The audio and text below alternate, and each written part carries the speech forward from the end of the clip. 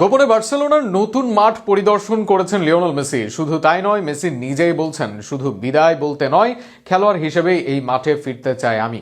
এদিকে মেজর লিগের খেলা শেষে আগামী 4 মাস ক্লাবের কোনো খেলা নেই মায়ামির, আর সেখানে বার্সেলোনাতে 4 মাসের জন্য লোনে খেললেও আশ্চর্য হবার কিছুই থাকবে না। আরও শুনুন প্রতিবেদনা। বার্সেলোনার সমর্থকদের জন্য চমকপ্রদ এক খবর। গোপনে ক্লাবের নতুন ঠিকানা স্পটিফাই ক্যাম্প নিউ পরিদর্শন করেছেন লিওনেল মেসি।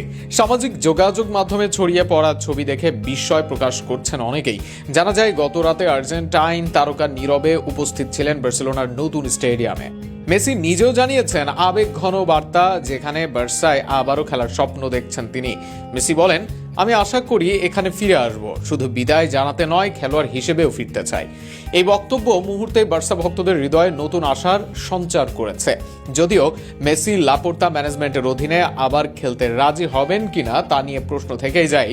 তবে মেজর লিগ সকারে মৌসুম বিরতির সময় জানুয়ারি ট্রান্সফার উইন্ডোতে লোন চুক্তিতে কাতালান ক্লাবে ফেরার সম্ভাবনাও একেবারে উড়িয়ে দেওয়া যায় না। যদি সেটি ঘটে, ফুটবল ইতিহাসের অসমাপ্ত এক অধ্যায় পূর্ণতা পাবে নিঃসন্দেহে। মেসির ফিরে আসা শুধু ক্লাব নয়, তরুণ প্রতিভা লামিন ইয়ামালের জন্য হতে পারে এক বড় শিক্ষা ও প্রেরণার উৎস। সম্ভাব্য ফরমেশনের দিক থেকেও এটি হতে পারে যুগান্তকারী এক দল।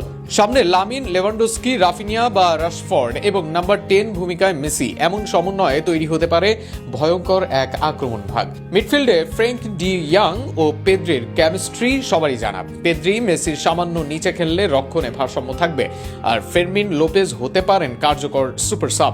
প্রয়োজনে ওলমো মেসির স্থানে নাম্বার 10 হিসেবে ভূমিকা রাখতে পারবেন।